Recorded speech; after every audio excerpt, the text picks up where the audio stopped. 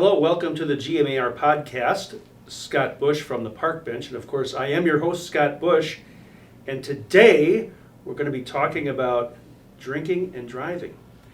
Now, in Wisconsin we have a very alcohol-oriented culture. You know, we're always going to meeting people and going to social events and going to restaurants, going to bars, and oftentimes we have a cocktail or two.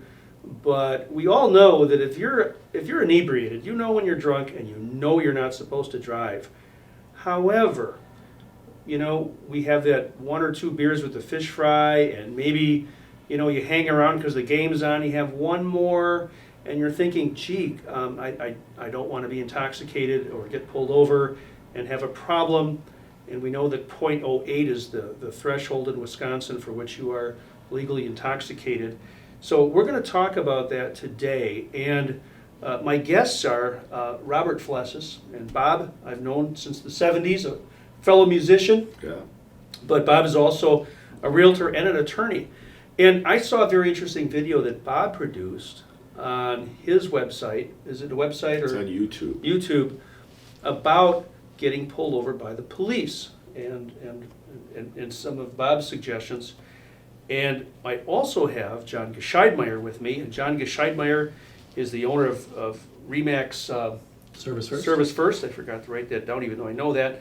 RE/MAX Service First, and John is the chair of our safety committee.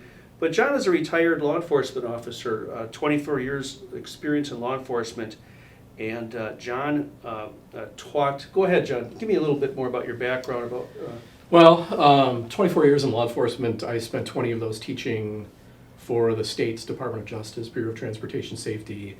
A lot of drug and alcohol presentations, especially in recruit academies. I would say I've probably trained over 8,000 or 9,000 police officers in Wisconsin and in the U.S. But this was my focus when we were training. All right, thank you very much. So, why don't we get right into it? Bob, what do you think? You get pulled over. You've had a few drinks. Well, okay, my experience in OWI defense, which I don't do anymore as part of my practice. I do estate planning, bankruptcy, and real estate. But I hear this all the time. They go, whenever they get pulled over by the police officer says, how many drinks did you have? Now, they didn't even establish that they were drinking yet, right? So everybody's standard answer is, how many, you think? Two. Every time, it's 2 drinks, right? So what happens is and you know this, John, they ask them to step out of the car after they've established that, and then they'll talk to them a little bit more, and then they do the sobriety testing. But it's always the same thing, and I think one thing that I would say to our viewers is that the way that I operate, and I have been for a long time, is I use the rideshare services. I don't care if I'm going to have 1 drink, because you don't know if you're going to keep going. And you meet friends there, and everybody's buying beers, and they're going to start buying you shots. It's not the right way to go. It seems to me, most of the OWI cases that I've had in the past, they're driving home and they get pulled over a couple blocks from their house. That's what it happens. If you go to bars, you stay out late, say midnight, you know, the police officers, they're doing their job. They're out there waiting and they're watching. And you make one mistake, you're going to get pulled over. So people still stay out till midnight? Well, not people our age Not anymore. this people. But anyway, that's how it happens, and it's too bad. And the problem is, you're going to pay a lot of costs to an attorney. You're going to pay, you know, fines. You know, if you're over .08 and if you're close to .15, you're going to get the what do they call that, John, in your car? The interlock? No, the interlock device. Yeah, the IED. And you're going to be inconvenienced by starting your car, and then you got to blow into something first. You start your car, and everybody that's had that, they can't stand it. Sometimes it fails, and they can't go anywhere. But those are the types of things that you want to avoid, and I think, like I said, ride share is the way to go. Spending that money is well worth it. And I don't even drive if I'm going to go a mile away from my house. I can walk, right? I live in Pewaukee. But if I'm going to go on the other side of the lake, of course I'm not going to drive. And it was like $12 each way and a tip. It's worth it. And then you're relieved, and you can drink all you want if you like to drink, and you're not going to have that thing hanging over your shoulder that you're going to get pulled over by the police officers. What do you think? If you knew you were only going to have 2 beers, you were going to go across the lake, have a fish fry, and you knew 2 beers was it, you probably would fall under .08. Doesn't matter, because everybody says they only have 2 beers. But if you actually did, that's what I'm getting at. I know. I still wouldn't do it. Okay. I do not drive. I do not drink and drive. Now watch, I'll get pulled over and arrested next week, and it'll be all over the news. Okay. John, what's your take? Well, I think we have to go back a little bit. This is obviously designed to be preventative, right? I mean, realtors are no different than other people, but I think in this profession, there is a lot that centers around drinking. We have Yes. title events, we have, inspectors, we have holiday parties. we've Golf got outings. Golf, I mean, there's a lot of Chris- stuff yeah, that we do. And I think it's important to remember that usually if you're talking about a standard size drink, and I'm not saying that you should do this math, I completely agree with you. Don't drive if you know you're going to drink. That's the best way to do it. But like I used to teach all of our Recruit Academy cops and our law enforcement officers in service, one drink is usually 1 beer. So we'll just say a 12 ounce beer. Yeah. whatever beer, but usually like a Miller Lite, a 4 ounce glass of wine, or a shot of 80 proof alcohol. One drink usually equates to about a .02. So the argument that I was out for 3 hours, I only had 2 drinks, and I'm going to be over a .08, it's just mathematically almost impossible. But the thing I think that sometimes people forget is that we also have medications in our system that will essentially almost magnify some of the alcohol effects. Central nervous system depressants are probably the biggest ones. If you're taking something for anxiety, or even some of the over-the-counter medications, dextromethorphan is a big one within some of the over-the-counter things. But the bottom line is, I think, from what we've already talked about, it's too late when you're in that position. And we all know how when we go out, we socialize, we meet people that we didn't anticipate running into. It's the one more, just stay for one more. And then eventually 2 turns into 4 or 5, and it might be over a couple hours, but you're still pushing the limit. I think it's important to remember that the state's legal limit, the state's legal limit is an 08, we said that before. But when you take all of the state's arrests, maybe I can ask him, any idea if we took all of the state's OWI arrests and we had breath or blood, what that average blood alcohol level for those who were arrested in Wisconsin is? I'm going to guess it's probably twice the legal limit. So you're thinking maybe about a .16? I do. It's usually been about .17, and that fluctuates a little bit. But when a police officer walks up to a vehicle, and you've seen some erratic driving, it's kind of like going to a party where you're the only sober one, and you can smell it, you can see it. And to Bob's point too, when we trained officers, we didn't train them to ask how many drinks have you had, because the answer was always 2. What we trained them is, where are you going, where are you coming from, how much have you had to drink, what specifically were you drinking, when did you start, when did you stop, do you have any medications in your system that we should be aware of that may have an effect on your body and it's not alcohol related. And then we would have people say the alphabet. We'd have people count backwards. Just 43 to 22 is what I always used to do. Isn't it kind of a myth? They never ask you to say the alphabet backwards, because nobody can do that anyway. Yeah, you can't even do that sober. Yeah. Right. Everything that we did was investigative, but it was also designed to find out whether or not somebody's impaired. Because the last thing we wanted to do was to arrest somebody who wasn't. And the fact of the matter is that there are so many arrests where people are 0.2 plus, 0.3 even sometimes. Yeah. The .08s just don't really exist very often. You still have them, for sure. But it's usually somebody they're drunk. They are drunk. Yeah. Well, and let's be honest. I mean, in Wisconsin, with everything that centers around alcohol, you can be out 4, 5, 6 hours. You watch a Packer game somewhere, you go to a Brewers game or a Bucks game. It is easy to get to that point. I would just, to Bob's credit, I mean, you got to think about the what if. When you're in that situation, it's just not fun, regardless of the outcome. Do you know, I'll tell you this.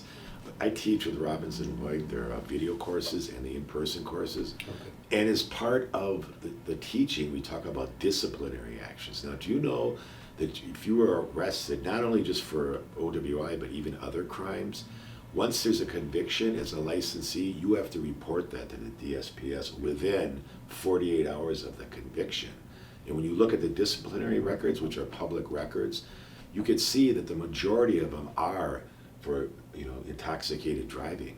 And that's really sad. And a lot of times, the real estate agent or the licensee, they don't even know that and they don't even report it, but they get caught. So, I mean, you're taking a big risk with your license as well. And not only with true licenses, your driver's license and your real estate license. And I think, plus, we talked about this before we started this session. I always advise somebody, if they're, even if it's a municipal first-time offense, we're the only state in the nation still where a first offense is a municipal violation. It's not a crime. Right. We were one of the last states to go to .08. It was under the Doyle administration. They withheld, millions of dollars if the state didn't do it. Didn't it used to be 1.0? And then It was 1.5 0.10. before that, I think, a long time ago. It was. I think That's- 1.5. that's a good history lesson. That's up there. But I mean, when you look at where we're at today, it's going to cost you at least $10,000. The ignition interlock device. Go ahead. The ignition interlock device is also kind of a social scourge. Right. I mean, imagine Yes. you have your friends with you, and while you're driving, you have to blow into this as well. I mean, Well, some of the disciplinary actions include is if you're caught drunk driving, you were convicted. Some of the punishments are you can't drive people as a licensee in your car anymore when you're showing them homes. It's out. That is a restriction on your real estate license. But yeah, I agree with everything you're saying, and you would know better than I because you were a police officer. We're Well, getting and- both perspectives here. the occupational licenses you were referring to also, and it's difficult because we don't work Monday through Friday, we don't work set hours, but you have to, I think you get up to 80 hours a week to work and to drive, but then if you're outside, maybe there's a last minute showing and it's 5:30 on a Saturday, but you can only drive until 5, and for some reason you have a headlight out or a tail light out, police officer turns around and stops you and you're outside of those restrictions. Where I your think it's license even was worse. revoked and you're driving and they catch Right. you. Yeah. That's even worse. Yeah. Yeah, that's, I think that's something that we could all sit there and laugh about, but it's not funny because the worst thing that could ever happen to you is when you're drunk and you're driving, you kill somebody. Somebody crosses the crosswalk and you just blow right over them.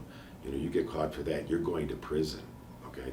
And to follow up with your point, John, is that the fourth conviction for an OWI, that's a felony and everything after that. I've had clients for other things, that not for driving, for drunk driving, but they've told me about, say, family members or some friends that they know, and one guy told me, he says, how many times do you think my brother was arrested for drunk driving? And I said, I don't know, like 6? He said, no, 21 times. And the guy's been in prison 4 times, and he still didn't learn his lesson. So, I mean, this is really dangerous. Some people will laugh it off. I don't think it's funny, okay, because I could be the guy that gets run over. You could be the guy that gets run over. So could you. I don't think anybody would care. But, right? Well, the point behind that too, I think, is that even if you're going out and you have a couple cocktails, we're getting to deer season. Yeah. And a lot of us, you live in Pewaukee, I live in Lisbon, we're not far from each other, but we have a lot of rural roads, especially outside of the Milwaukee area, Milwaukee proper especially. And boy, your head's got to be on a swivel as it is, being sober, driving, especially at night. I almost took out a deer the other night in New Berlin. Right, so let's say you've had 3 drinks, now your car is disabled. OnStar goes off. I mean, I smacked a deer a couple years ago, and it was in that exact scenario. After dinner, we did have a couple drinks, but I knew I was okay. But you never know. It's just those situations, they get really bad for everybody. So the police come, the deer is injured or ran off or whatever. Your car, you have a problem with your car, and are the police going to ask you, have you been drinking? Same scenario. It doesn't matter if it's a traffic stop, an accident. Right. It's no different too. You're doing nothing wrong, but you're sitting at a red light and somebody rear ends you. Yeah. It's just we never know from day to day what our day is going to be and what scenarios we're going to face. I mean, anybody in real estate knows that, right? I mean, any day in real estate is just a toss-up to begin with. But it's the worst when you're out enjoying the fruits of your labor, you're having fun, you're relaxing, and then something happens, and here you are face to face with that police officer, and he's going to investigate it. Yeah. You know what's really sad too is say you do kill somebody, you'll never live that down ever in your life. You know, that's So you have to live with it. You have to live with it, and there's nothing you can do to change that. And that, like I said, is the worst case scenario. But even the deer, when they get hit, the deer's family, they could start a legal lawsuit against you for loss of a loved one. I've heard of that. That actually was fun. Trying to think of a pun that goes in there that's going to cost a lot of bucks, sort of thing. I Right. don't know. But it costs you Costs a lot, dearly. but Cost you dearly, yeah, Yeah, right. okay. No, but I can tell that's a you, good one. I like that one. I like that. four years of being a firefighter as well, in my life, 27 years of public safety, I've gone to so many of these rollover accidents where even the driver was killed and was intoxicated. We had several of those. But going and working a scene like that and trying to save somebody's life, and then having to notify the deceased's family is the worst possible thing any law enforcement officer can do. I don't even know how you do that. There's so many victims along the way in a preventable situation. Preventable situation, right, so. You got to be careful as well. Not just you're driving sober, and somebody then you're coming up to an intersection, you've got the green light. Drunks, and not just drunks, they blow through the light, and you're going to get broadsided and probably killed. So I tell everybody in my classes when they leave at night, when they're evening classes, I said, before you pull out into Silver Spring from Robbins and Lloyd, you gotta take a look at both Before ways you go, right? Because absolutely. I almost got hit about 3 weeks ago. I almost got broadsided. Yeah, Because I saw a guy coming. I go, he's not gonna stop. yeah, Right through it. right, and there's a lot of that right now. Yes, A lot there of is. A lot of aggressive driving. Right. Well, there's Big blatant problem- disregard, big but problem then, in our area, then you add yeah. impairment on top of it. And Right. I think the one thing maybe that we should maybe throw in real quick too is impaired driving in Wisconsin is impaired driving. It does not have to be just alcohol.